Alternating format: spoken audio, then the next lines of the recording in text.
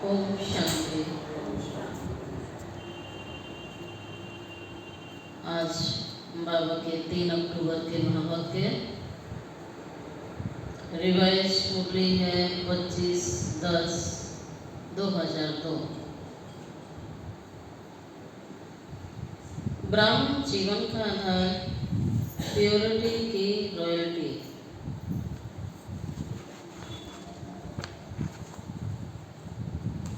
ब्राह्मण जीवन का आधार प्योरिटी की रॉयल्टी।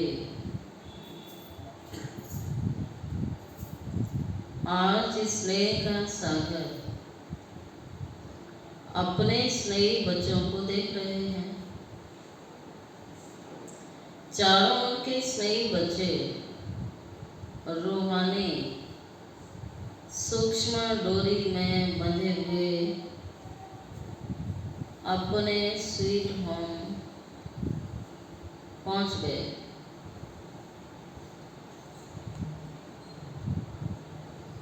रूहानी सूक्ष्म डोरी में बंधे हुए अपने स्वीट होम पहुंच गए। जैसे बच्चे स्नेह से खिंच कर के पहुंच गए हैं, वैसे बाप भी बच्चों के स्नेह की डोर में बंधा हुआ है और बच्चों के सम्मुख पहुंच गए। बाप दादा देख रहे हैं कि चारों ओर के बच्चे भी दूर भी बैठे हैं, स्नेह में समाये हुए। सम्मुख के बच्चों को भी देख रहे हैं और दूर बैठे हुए बच्चों को भी देख हर्षित हो रहे हैं। ये रूहानी अविनाशी स्नेह, परमात्मा स्नेह, आत्मिक स्नेह सारे कल्प में अभी अनुभव कर रहे हैं। बाप दादा हर एक बच्चे की पवित्रता की रॉयल्टी देख रहे हैं। ब्राह्मण जीवन की रॉयल्टी क्या है? ब्राह्मण जीवन की रॉयल्टी है ये पवित्रता, प्योरिटी। यही सबसे बड़ी रॉयल्टी है। प्योरिटी ही रॉयल्टी है। हर एक बच्चे के सिर पर रूहानी रॉयल्टी की निशानी क्या है? हर एक के सिर पर क्या है? प्योरिटी की लाइट का ताज, प्योरिटी की रॉयल्टी का ताज।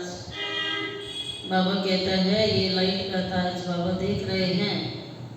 आप सभी भी अपनी प्योरिटी का ताज, रूहानी रॉयल्टी का ताज देख रहे हो। बाबा कहते हैं मैं तो देख रहा हूँ, आप देख रहे हो? पीछे वाले भी देख रहे हैं। कितनी शोभनी ताजधारी क्षमा है ये। बाबा कहते कितनी सुंदर ये सभा है जो सबके सिर पर लाइट का ताज चमक रहा है ना? पांडव चमक रहा है ना? ऐसी सभा देख रहे हो ना? फिर बाबा कहता कुमारियाँ, ताजधारी कुमारियाँ हो ना? बाप दादा देख रहे हैं बच्चों की रॉयल फैमिली कितनी श्रेष्ठ है। अपने अनादि रॉयल्टी को याद करो। जब आप आत्माएं, तो अनादि रॉयल्टी में आप आत्माएं परम धाम में भी रहती हो, तो आत्मा रूप में भी आपकी रूहानी रॉयल्टी कैसी है? विशेष है। सर्व आत्माएं भी लाइट रूप में हैं, लेकिन आपकी चमक सर्व आत्माओं में श्रेष्ठ है। याद आ रहा है ना परम धाम? अनादिकाल से आपकी झलक और फलक न्यारी है। जैसे आकाश में देखा होगा सितारे सभी चमकते हैं, सब लाइट ही हैं, तो लेकिन सर्व सितारों में कोई विशेष सितारों की चमक न्यारी और प्यारी होती है। आकाश के सितारे भी एक जैसे नहीं चमकते हैं। किसी की लाइट कम होती है, किसी की अधिक होती है। ठीक उसी प्रकार से बाबा ने कहा आपकी जो लाइट है वो अनादिकाल से ही न्यारी और प्यारी रही है।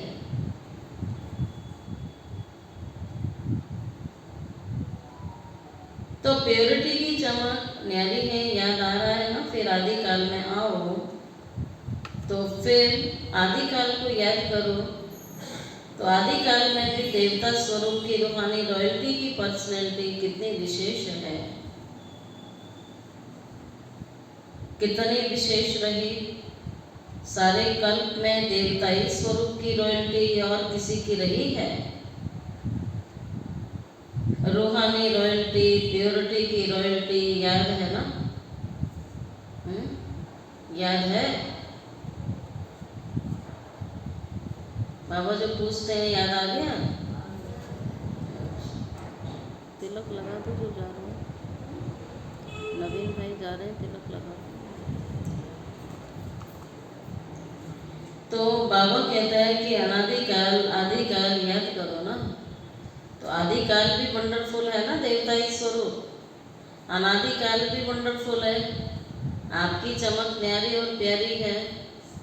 तो आदिकाल भी देवता स्वरूप में रूहानी रॉयल्टी की पर्सनैलिटी कितनी विशेष रही। सारे कल्प में देवताई स्वरूप की रॉयल्टी, बाबा पूछते और किसी की रही? तो रूहानी रॉयल्टी, प्योरिटी की पर्सनैलिटी याद है ना, पांडवों को भी याद है ना, याद आ गया। तो फिर बाबा कहता मध्य काल में आ जाओ। जैसे जैसे बाबा स्मृति दिलाते हैं वहाँ पहुँच जाओ, उस स्वरूप को फील करो, अनुभव करो। बाबा ड्रिल करा रहे हैं। फिर मध्यकाल में आओ तो मध्यकाल द्वापर से लेकर के आपके जो पूजे चित्र बनाते हैं उन चित्रों की रॉयल्टी और पूजा की रॉयल्टी द्वापर से अभी तक किसी चित्र की है? चित्र तो बहुतों के हैं, लेकिन ऐसे विधि पूर्वक पूजा और किसी आत्माओं की है? चाहे धर्म पिताएं हैं, चाहे नेताएं हैं, चाहे अभिनेताएं हैं, चित्र तो सबके बनते, लेकिन चित्रों की रॉयल्टी और पूजा की रॉयल्टी किसी की देखी? देवताओं जैसी पूजा किसी की होती है? चाहे नेता है, चाहे अभिनेता है, चाहे कोई भी है। तो पूजा की रॉयल्टी किसी की देखी नहीं। डबल फॉरेनर्स ने अपनी पूजा देखी, आप लोगों ने देखी है या सिर्फ सुना है? ऐसे विधि पूर्वक पूजा और चित्रों की चमक, रूहानियत और किसी की भी नहीं हुई है, ना होगी। कि प्योरिटी की रॉयल्टी है ये, तो प्योरिटी की पर्सनैलिटी है। अच्छा, देख लिया अपनी पूजा? नहीं देखी हो तो देख लेना। अभी लास्ट में संगम युग पर आओ तो संगम पर भी सारे विश्व के अंदर प्योरिटी की रॉयल्टी ब्राह्मण जीवन का आधार है। प्योरिटी नहीं तो प्रभु प्यार का अनुभव भी नहीं, सर्व परमात्म प्राप्तियों का अनुभव नहीं। ब्राह्मण जीवन की पर्सनैलिटी प्योरिटी है और प्योरिटी ही रूहानी रॉयल्टी है। तो आदि, अनादि, मध्यकाल, आदिकाल, अनादिकाल और मध्यकाल। अनादिकाल परम धाम में, आदिकाल सतयुग में, मध्यकाल भक्ति मार्ग में जो आपकी पूजा हुई मंदिरों में, तो बाप कहते हैं और अंत में, अंत सारे कल्प में रूहानी रॉयल्टी, मध्य और अंत सारे कल्प में रूहानी रॉयल्टी ये चलती रही। तो अपने आप को देखो, फिर अपने आप को देखो। दर्पण तो आप सबके पास है ना, दर्पण है, देख सकते हो। तो देखो अब हमारे अंदर प्योरिटी की रॉयल्टी कितने परसेंट में है। हमारे चेहरे से प्योरिटी की झलक दिखाई देती है, चलन में प्योरिटी की फलक दिखाई देती है। फलक होता है नशा, जिसको निश्चय है उसे नशा भी अवश्य होगा, और जिससे नशा है उसे खुशी भी जरूर होगी। चलन में वो फलक अर्थात रूहानी नशा दिखाई देता है। देख लिया अपने को, देखने में कितना समय लगता है? कितना समय लगता है? सेकंड ना, तो सभी ने देखा अपने को। बाबा कहता चेक करो, देखो अपनी रूहानी झलक और फलक चेक करो। अच्छा, तो फिर बाबा कहते हैं कुमारियाँ झलक और फलक है। अच्छा अच्छा है, सभी उठो खड़े हो जाओ। कुमारियाँ लाल पट्टा लगा के बैठी हैं जिस पर लिखा हुआ है एक व्रता। सुंदर लगता है। एक व्रता का अर्थ है प्योरिटी की रॉयल्टी। तो एक व्रता का पाठ पक्का कर लिया, वहाँ जाकर कच्चा नहीं कर लेना। और कुमार ग्रुप उठो, कुमारों का ग्रुप भी अच्छा है। कुमारों ने दिल में प्रतिज्ञा का पट्टा बांध लिया। इन्होंने कुमारियों ने तो बाहर में भी बांध लिया, प्रतिज्ञा का पट्टा बांधा है कि सदा अर्थात निरंतर प्योरिटी की पर्सनैलिटी में रहने वाले कुमार हैं। ऐसे हैं तो बोला हाँ जी, ना जी या हाँ जी, या वहाँ जाके पत्र लिखेंगे, थोड़ा थोड़ा ढीला हो गया, ऐसे नहीं करना। जब तक ब्राह्मण जीवन में जीना है तब तक संपूर्ण पवित्र रहना ही है, ऐसा वायदा है, पक्का वायदा है। तो हाथ दिलाओ। टीवी में आपके फोटो निकल रहे हैं, जो ढीला होगा ना उसको ये चित्र भेज दिया जाएगा फिर। इसलिए ढीला नहीं होना है, पक्का रहना है। हाँ पक्के हैं, पांडव पक्के होते हैं। पक्के पांडव बहुत अच्छा। तो प्योरिटी की वृत्ति क्या है? प्योरिटी की वृत्ति है शुभ भावना और शुभ कामना। कोई कैसा भी हो लेकिन पवित्र वृत्ति अर्थात शुभ भावना, शुभ कामना, पवित्र दृष्टि, ये बाबा ने सिखाया है ना। कोई कैसा भी है लेकिन सभी के लिए आपकी शुभ भावना और शुभ कामना, पवित्र दृष्टि अर्थात सदा हरे को आत्मिक रूप में देखना, व फरिश्ता रूप में देखना। तो वृत्ति, दृष्टि और तीसरा है कृति। वृत्ति, दृष्टि और तीसरा है कृति। तो वृत्ति, दृष्टि, तीसरा है कृति अर्थात कर्म में। तो कर्म में भी सदा हर आत्मा को सुख देना और सुख लेना है। सुना? कर्मों से सदैव सबको सुख देना है, सुख लेना है। यदि हम सोचते हैं सिर्फ मुझे ही मिले तो शायद वो नहीं होगा। आप जितना देंगे उतना आपको मिलेगा। तो ये अविनाशी खजाने सदैव बांटते रहो, खुशी बांटो, सुख बांटो, दुआएं बांटो। बाबा कहते हैं लंगर आपका सदैव चलता रहना चाहिए, ये भंडारा सदैव चलता रहे, देते रहो। तो फिर बाबा कहते हैं कि सुख देना है, सुख लेना, यह प्योरिटी की निशानी होती है। वृत्ति, दृष्टि, कृति तीनों में ये धारणा होनी चाहिए। कोई क्या भी करता है, भले कोई कैसी भी आत्मा कुछ भी करती है, दुख भी देता है। ऐसी आत्मा भी है जो दुख दे रही है, इंसल्ट भी करता है, लेकिन हमारा कर्तव्य क्या है? क्या दुख देने वाले को फॉलो करना है या बाप दादा को फॉलो करना है? फॉलो फादर है ना। तो ब्रह्मा बाप ने दुख दिया व सुख दिया? सुख दिया ना। तो आप मास्टर ब्रह्मा हो ना।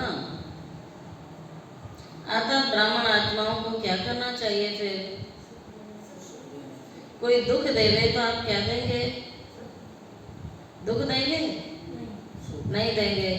बहुत दुख देवे तो बहुत अधिक आपको दुख दे रहा है, बहुत गाली दे रहा है, बहुत आपकी इंसल्ट कर रहा है। ऐसी आत्माएं भी होंगी जो आपको बहुत गाली भी दे रही है, इंसल्ट भी कर रही है, बहुत अधिक दुख दे रही हैं। तो थोड़ा तो फील करेंगे या नहीं करेंगे? कुमारियाँ फील करेंगी? थोड़ा फील करेंगी?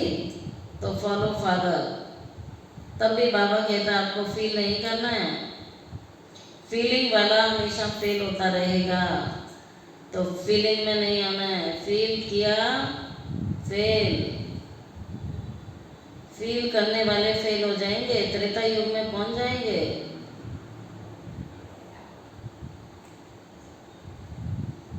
तो फॉलो फादर, बाबा ने सबको सुख दिया ना, कोई कैसी भी आत्मा, तो हम उसके बच्चे हैं, मास्टर ब्रह्मा, तो हमें भी सबको सुख देना है। अपना कर्तव्य याद रखो कि मुझे सबको सुख देना, कोई मुझे क्या भी दे, दुख दे, गाली दे, इंसल्ट करे, कुछ भी करे, हमें सुख ही देना है। पक्का की है ये बात?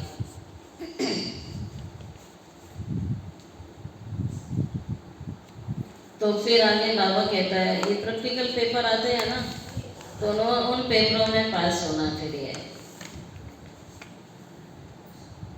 तो ये सोचो मेरा कर्तव्य क्या है, उसका कर्तव्य देख अपना कर्तव्य तो नहीं भूल जाते हो। वो गाली दे रहा है, समझो कोई, आप सहनशील देवी बनो ना। कोई गाली दे रहा है तो भी बाबा कहता आप क्या बनो। तो उस समय ज्ञान कहाँ गया फिर, अगर हमने सहन नहीं किया तो। भगवान रोज कहता है सहन करोगे तो क्या बनोगे, शहंशाह बनोगे। पहले तो संगम पर ये देवी बनना है सबको, सहनशीलता की देवी, सहनशीलता का देवता, ये पक्का याद रखो। जो सहन कर लेगा वो कुछ बन जाएगा, और जो सहन नहीं करेगा वो कुछ नहीं बनेगा। सिर्फ ज्ञान सुनाए और कहें कि भाई, उदाहरण भी देते हैं। एक पत्थर के लिए उदाहरण दिया जाता है कि उसको छनिया तोड़े पड़ते हैं और टूट जाए तो बेकार हो जाता है ना, और छनिया तोड़े पड़ते रहे और टूटा ही नहीं पत्थर, तो उसको अच्छी सी शेप देकर के एक शिल्पकार क्या बनाता है, अच्छी मूर्ति बना देता है, बहुत सारी चीज़ें, बहुत सारे डिजाइन बन जाते हैं। आप मार्केट में देखते हैं पत्थर के बहुत सुंदर सुंदर डिजाइन, हर चीज़ बनाई जाती है। तो उस पत्थर ने सहन कर लिया तो कुछ विशेष बन जाता है, कीमती पत्थर बन जाता है, वो कीमती मूर्ति बन जाती है, जिसको सब पूजते हैं, पूजनीय मूर्ति बन जाती है। बाबा भी यही कहते हैं, जिसने सहन नहीं किया ना जीवन में, वो कुछ बन नहीं पाएगा, पक्का होगा ही नहीं। तो सहनशीलता की देवी बनना बहुत ज़रूरी है, और जो इसी घड़ी हमें बनना है। तो बाबा से ये कंप्लेन नहीं करनी है कि फलाना मुझे इंसल्ट कर रहा, गाली दे रहा, उल्टा बोल रहा। बाबा ने कहा कुछ भी करे, कितना भी आपको दुख दे रहा, लेकिन आपको सहनशीलता की देवी बनना है। पक्का हो गया, पक्का किया? ये बहुत जरूरी पाठ है जो हमें पढ़ना है अभी अभी। सहनशील देव बन जाओ, सहनशीलता की देवी बन जाओ। अपना कर्तव्य नहीं भूलो, आपकी सहनशीलता से गाली देने वाले भी आपको गले लगाएंगे। फिर आपकी सहनशीलता की शक्ति को देख करके गाली देने वाले भी आपको एक दिन गले लगाएंगे।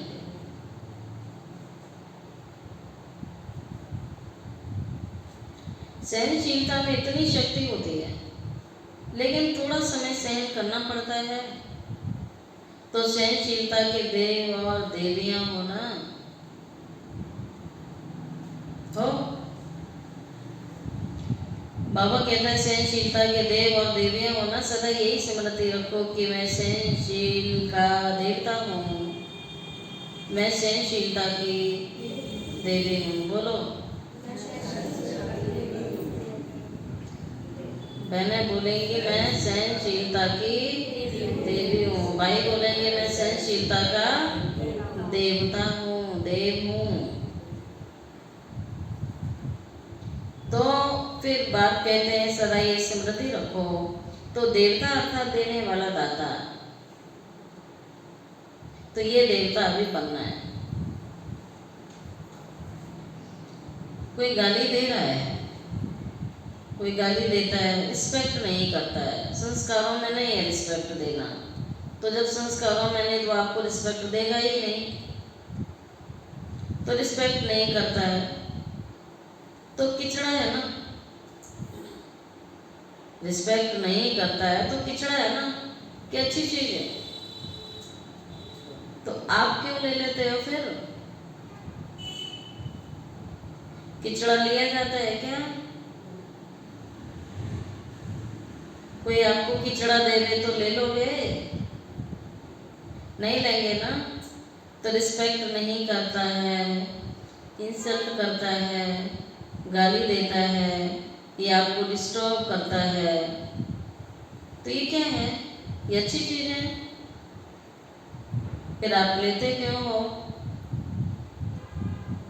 अच्छी चीज़ नहीं है तो मना खिंचड़ा है ना। बाबू कहते क्यों लेते हो? थोड़ा थोड़ा तो ले लेते हो ना, पीछे सोचते हो नहीं लेना था, मुझे लेना नहीं था, उसकी बात को बुरा नहीं मानना था, फील नहीं करना चाहिए था, ऐसे सोचते हैं ना। बाद में समय निकल जाता है, तभी लेना नहीं। अभी ये बात लेनी नहीं है, लेना अर्थात मन में धारण करना, फील करना। तो अपने अनादिकाल को याद करो, आदिकाल को याद करो, मध्यकाल को याद करो और संगम काल को याद करो। सारे कल्प के प्योरिटी की रॉयल्टी, पर्सनैलिटी याद करो। कोई क्या भी करे, आपकी पर्सनैलिटी को कोई छीन नहीं सकता है।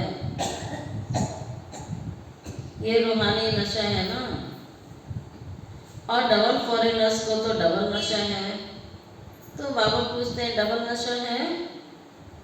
सब बात का डबल नशा है, प्योरिटी का भी डबल नशा है, सहनशील देवी देवता बनने का भी डबल नशा है ना। तो डबल, सिर्फ अमर रहना है। अमर भाव का वरदान कभी भी भूलना नहीं है। अच्छा, जो प्रवृत्तिवाद वाले हैं अर्थात युगल है, वैसे सिंगल रहते हैं लेकिन कहने में युगल आता है। बाबा हमेशा कहता है जो सिंगल उसको डबल समझना है, जो डबल है उसे सिंगल समझना है। जो सिंगल है उसे बाबा कहता है मुझे अपना युगल बना लो, और जो युगल है उन्हें सिंगल समझ लो। ये मत कहो मेरी युगल मेरा युगल। बाबा को युगल बना लो, बाबा को साथी बना लो। तो कहने में युगल आता है, उठ जाओ खड़े हो जाओ, युगल बहुत है। कुमार कुमारियाँ थोड़े हैं, कुमारों से तो युगल बहुत हैं। युगल मूर्त बाप दादा ने आप सबको प्रवृत्ति में रहने के लिए डायरेक्शन क्यों दिया है? आपको युगल रहने की छुट्टी क्यों दी है? प्रवृत्ति में रहने की छुट्टी क्यों दी है? जानते हो? जानते हैं? युगल सुन रहे हैं? क्योंकि युगल रूप में रहते इन महामंडलेश्वरों को पाँव में झुकाना है। ठीक है, जो गर्भग्रस्त में रहते हुए युगल रूप में चलते हुए पवित्रता का पालन कर रहे हैं, तो इन महामंडलेश्वरों को झुकाना है कि भाई उन्होंने तो ग्रस्त का त्याग किए, लेकिन आप ग्रस्त में रहते हुए पवित्रता की धारणा करते हो। उन्होंने मुश्किल कहा तो इतनी हिम्मत। वह लोग कहते हैं साथ रहते पवित्र रहना मुश्किल है, और आप क्या कहते हो, मुश्किल है या सहज है? बहुत सहज है। पक्का है या कभी इजी कभी लेजी? इसीलिए बाप दादा ने ड्रामानुसार आप सबको दुनिया के आगे, विश्व के आगे एग्जाम्पल बनाया है। चैलेंज करने के लिए एग्जाम्पल बनाया है। तो प्रवृत्ति में रहते हुए निवृत्ति, अपवित्रता से निवृत्त रह सकते हो, तो चैलेंज करने वाले हो ना। सभी चैलेंज करने वाले हो, थोड़ा थोड़ा डरते तो नहीं हो। चैलेंज तो करें लेकिन पता नहीं क्या हो, तो चैलेंज करो विश्व को। क्योंकि नई बात तो यही है कि साथ में रहते हुए भी स्वप्न मात्र भी अपवित्रता का संकल्प न आए, ये चैलेंज है। यही संगम युग के ब्राह्मण जीवन की विशेषता है। तो ऐसे विश्व के शोकेश में आप एग्जाम्पल हो, सैंपल कहो, एग्जाम्पल कहो। आपको देख करके सब में ताकत आएगी। हम भी बन सकते हैं, ठीक है ना? शक्तियाँ ठीक हैं, पक्के हो ना, कच्चे पक्के तो नहीं हो, पक्के। बाप दादा भी आपको देख करके खुश है।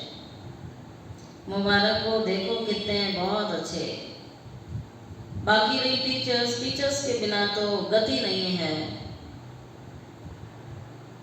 तो टीचर्स उठो, अच्छा पांडव भी अच्छे अच्छे हैं, वाह। टीचर्स की विशेषता है कि हर टीचर के फीचर से फ्यूचर दिखाई दे, या हर एक टीचर के फीचर से फरिश्ता स्वरूप दिखाई दे।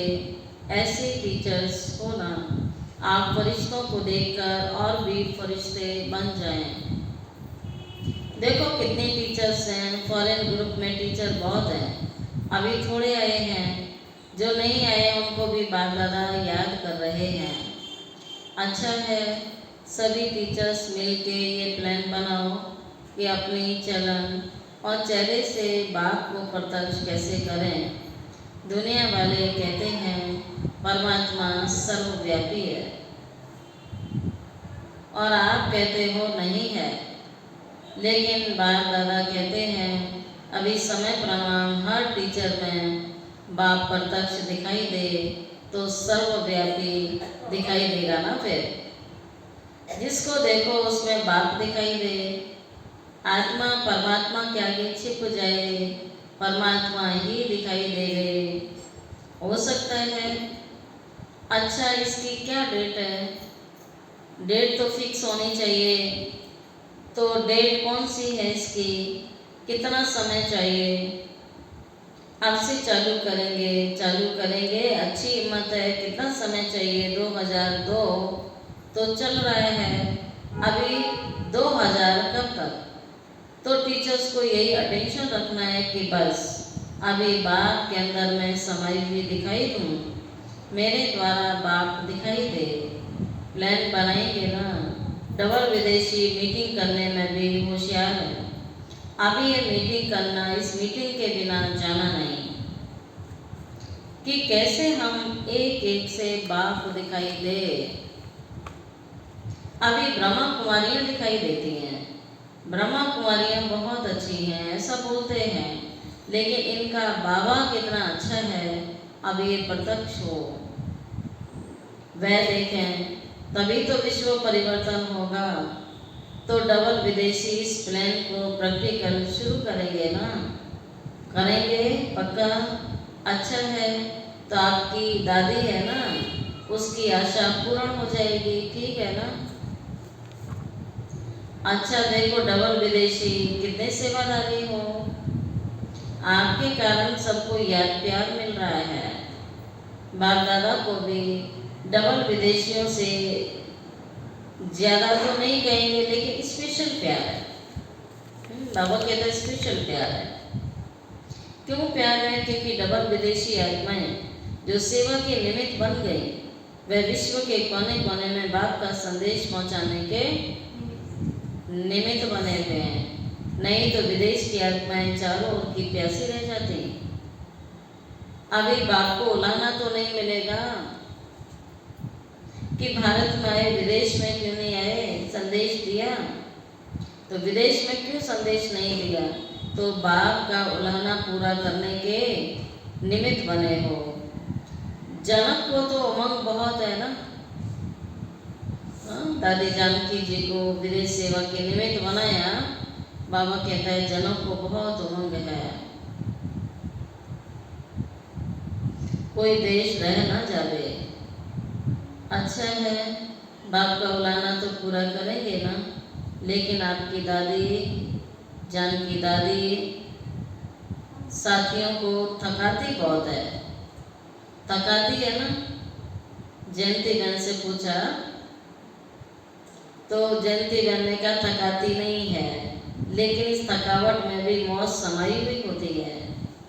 सेवा में दौड़ाते रहते हैं, पहले लगता है कि ये बार बार क्या है, लेकिन जब भाषण करके दुआएं ले आते हैं ना, तो चेहरा बदल जाता है। अच्छा है, दोनों दादियों में उमंग उत्साह बढ़ाने की विशेषता है। यह शांत करके बैठ नहीं सकते, सेवा भी रही हुई है ना। अगर नक्शा लेके देखो, चाहे भारत में चाहे विदेश में, अगर नक्शे में एक एक स्थान पर राइट लगाते जाओ तो दिखाई देंगे कि अभी भी रहे हुए हैं। इसीलिए बाप दादा खुश भी होते हैं और कहते भी हैं ज़्यादा नहीं थकाओ, आप सब सेवा में खुश हो ना। अभी ये कुमारियाँ भी तो टीचर बनेंगी ना, तो जो टीचर हैं वह तो हैं ही, लेकिन जो टीचर नहीं हैं कुमारियाँ भी, वो भी बनेंगी ना टीचर। वह टीचर बन करके कोई ना कोई अवश्य सेंटर संभालेंगी ना, हैंड्स बनेंगी ना। डबल विदेशी बच्चों को दोनों काम करने का अभ्यास तो है ही, जॉब भी करते हैं, सेंटर भी संभालते हैं, इसीलिए बाप दादा डबल मुबारक भी देते हैं। अच्छा, चारों ओर के अति स्नेह, अति समीप, सदा आदिकाल से अब तक रॉयल्टी के अधिकारी, सदा अपने चेहरे और चलन से प्योरिटी की झलक दिखाने वाले, सदा स्वयं को सेवा और याद में तीव्र पुरुषार्थ द्वारा नंबर 1 बनने वाले, सदा बाप के समान सर्वशक्ति सर्वगुण संपन्न स्वरूप में रहने वाले, ऐसे सर्व तरफ के हर एक बच्चे को बाप दादा का याद प्यार और नमस्ते। रूहानी बच्चों की रूहानी बाप दादा को याद प्यार, गुड मॉर्निंग और नमस्ते नमस्ते नमस्ते। शुक्रिया बाबा, शुक्रिया बाबा, शुक्रिया बाबा। विदेश की मुख्य टीचर्स बहनों से बाबा ने बात की।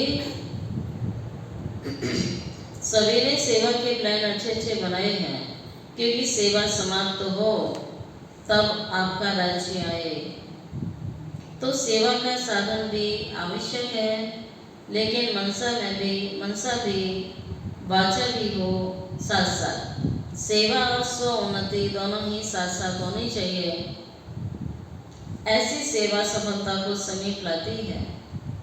तो सेवा के निमित्त तो हैं और सभी अपने अपने स्थान पर सेवा तो अच्छी कर ही रहे हैं। बाकी अभी जो काम दिया है उसका प्लान बनाओ, उसके लिए क्या क्या स्वयं में सेवा में अभी वृद्धि चाहिए, एडिशन चाहिए, वह प्लान चाहिए। बाकी बाप दादा सेवादारियों को देख करके खुश तो होते हैं। सभी अच्छे सेवा केंद्र उन्नति को पा रहे हैं। उन्नति है ना, अच्छा है, अच्छा हो रहा है और होता रहेगा। अभी सिर्फ जो अलग अलग बिखरे हुए हैं उनके संगठन करके उन्हों को पक्का करो, प्रैक्टिकल सबूत सबके आगे दिखाओ। चाहे कोई भी सेवा कर रहे हो, बिन प्लान बनाते हो, कर भी रहे हो, चल भी रहे हो, अभी उन सभी का ग्रुप एक सामने लाओ, जो सेवा का सबूत सारे ब्राह्मण परिवार के सामने आ जाए, ठीक है ना। बाकी सभी अच्छे हो, अच्छे से अच्छे हो। अच्छा, ओम शांति। अब सुनते हैं आज की मुरली का वरदान 3 स्मृतियों के तिलक द्वारा। तो आज भाई दूज है, बाबा कौन सा तिलक लगा रहे हैं? अविनाशी तिलक। 3 स्मृतियों के तिलक द्वारा श्रेष्ठ स्थिति बनाने वाले अचल अडोल भवा। बाप दादा ने सभी बच्चों को 3 स्मृतियों का तिलक लगा दिया है। बाबा ने लगा दिया, महसूस करो। एक स्व की स्मृति, फिर बाप की स्मृति और श्रेष्ठ कर्म के लिए ड्रामा की स्मृति। जिन्हें ये तीनों स्मृतियां सदा हैं, उनकी स्थिति भी श्रेष्ठ है। आत्मा की स्मृति के साथ बाप की स्मृति और बाप के साथ ड्रामा की स्मृति अति आवश्यक है, क्योंकि कर्म में अगर ड्रामा का ज्ञान है तो नीचे ऊपर नहीं होंगे। जो भी भिन्न भिन्न परिस्थितियां आती हैं उनमें अचल अडोल रहेंगे। ये 3 बिंदी होंगी तो। स्लोगन है, दृष्टि को अलौकिक, मन को शीतल और बुद्धि को रहमदिल बनाओ। दृष्टि को अलौकिक, मन को शीतल और बुद्धि को रहमदिल बनाओ। ओम शांति।